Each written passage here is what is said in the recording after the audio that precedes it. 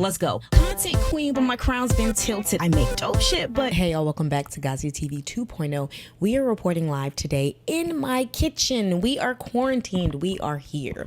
So the one thing that this COVID-19 situation is showing me is that nothing matters when it all boils down to it. Look, it doesn't matter where you were working. It doesn't matter what your occupation is.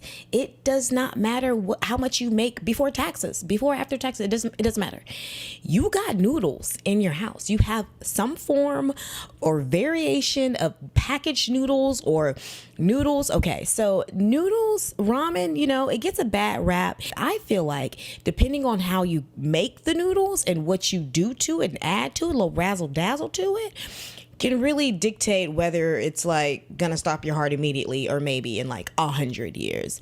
So I want to share with you guys my little razzle dazzle way of how I make ramen to make myself feel like I'm in the restaurant and just spice up the experience of noodles. I know, but it's like, listen, they're in your pantry, so don't argue with me. In my ramen, I like my ramen to be very flavorful, but I don't want to just feel like I'm having like the feeling of like having like soup with salt, like soup and salt. Like, no, I need to have it to be rich. I need it flavorful, and I don't just need it to be all sodium. So I always have spinach on deck all the time. So what I do is I get some spinach, okay, and I rip up the spinach into small pieces. It's gonna shrink anyway, so just put a lot in there and rip it up. I put it at the top of the noodles and at the bottom of the noodles because I need that satiating like spinach feel, Then I get some green onions. For those of you that like white onions inside of your ramen, okay, that's fine. Onions make a difference, okay? Onions, green onions, and I chop them up and I throw them in there at the top and the bottom too. Then, because let's just be honest, egg, okay, egg. Yeah, I crack 2 usually, or 3. It really just depends on how greedy I'm feeling. And I don't know how many people you want to split this with, but I think this would be good for 2 people. Like 1 pack of noodles is usually, you could, if you add veggies and stuff, it can, that's how you can make it plentiful for more than just 1 person.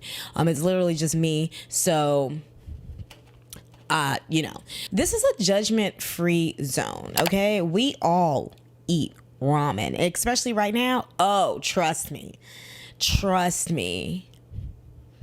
Things are getting serious, okay? Even if they weren't this serious, ramen is not the worst, okay? So ramen gets a bad rap for being super unhealthy because of the sodium intake.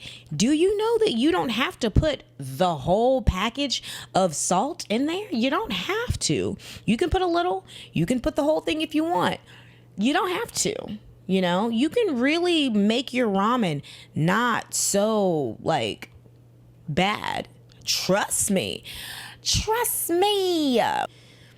Put it in the microwave, or you can put it over a hot stove. Either way,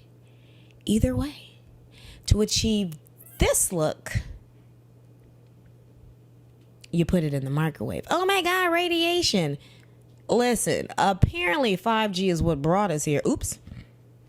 I don't know. So if you're not a microwave person, fine. Make it on the stove, but it won't look exactly like this, but it should taste relatively the same. So when it's all said and done, it's going to come out looking real good, real yummy. And then you can put more onions on top because I like the kind of raw onion taste too.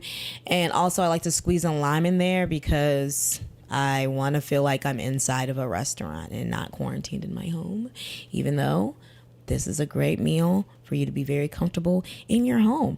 I hope you guys enjoyed this quarantine cooking episode on March 17th, 2020. This is what we're doing.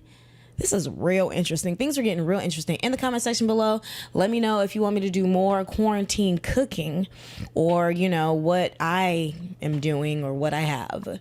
It's a variation of stuff. So I hope you guys enjoyed this video. I hope you're staying safe. I hope you're listening. I hope you're tapping in. And I will talk to you guys very soon. I make dope shit, but y'all don't feel it. And I edit so much. I could do it in my sleep. Create so much. I think it runs in my genes. That's Gazi TV.